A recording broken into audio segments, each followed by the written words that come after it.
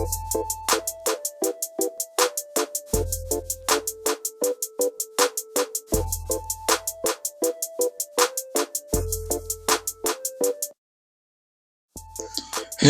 welcome back to Everyday 3D Channel. Kali ini saya akan membahas tentang bagaimana cara menggunakan perintah follow me di Sketcup. Nah, kalau di AutoCAD itu hampir sama dengan perintah sweep.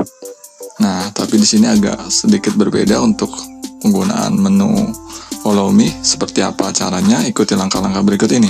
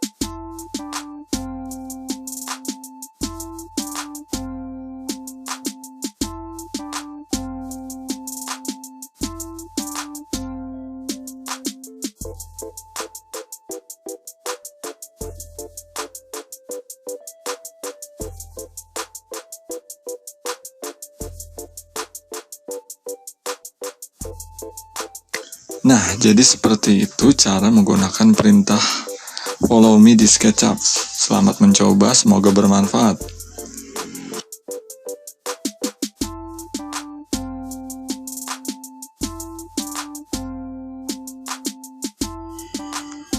Cukup sekian tutorial kali ini. Semoga bermanfaat. Jangan lupa diklik like dan subscribe di channel ini. Sampai jumpa lagi di tutorial-tutorial selanjutnya. Thanks for watching.